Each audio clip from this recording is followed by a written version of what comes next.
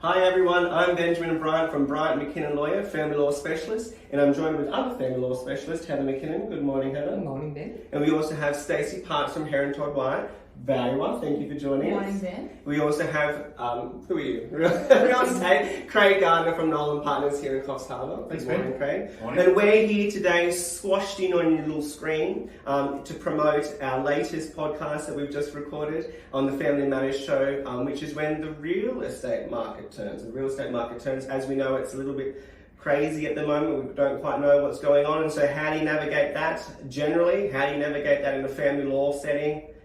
These are the guys to speak with. So first of all, I know that we talked about, Craig, a lot about the Coffs Harbour market versus other markets. Tell us a bit about that. Yeah, we're hearing a lot of media noise about the real estate market in general throughout Australia, but all the social media sites and all the media sites tend to be very general in terms of metro markets. I think what we're coming into in Coffs Harbour is a little bit of a micro market where the bypass, the highway upgrades are going to have a significant impact on our market and our market forces and our market prices. So I think we're going to hold pretty firm over the next 3 to 6 months. Of course, those market forces can change quickly. That's why you need an experienced agent and or a valuer to make sure that your property values and prices are up to date. Well, thanks for the hot tip, Craig. Also, what I found interesting was your advices about different markets in terms of different price points. It's not all the same market. I found that really interesting. Yeah, look, I mean, obviously interest rate rises and rising inflation have had an effect on more the lower end of the market, that 700 to 900 bracket. Once you start getting over the million, 1.2 up to 1.5, you're generally dealing with people with a little bit more high net worth, higher incomes, so not as affected. But I think you've just got to make sure that your borrowing capacity, you go in with your eyes wide open, you make sure your repayments are easily affordable, and obviously the banks factor that into their lending rates as well.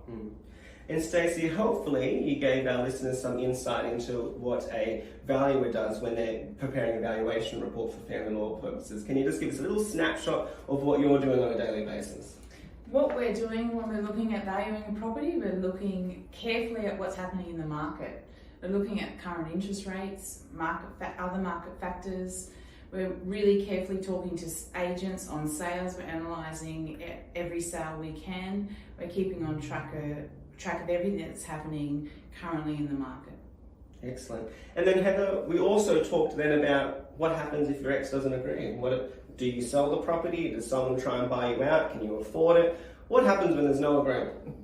Yeah, that's our job. I mean, the big issue is the differing views of the spouses as to what should happen. And we have an escalating method of resolving disputes. So we start with negotiation. If that fails, we look at mediation.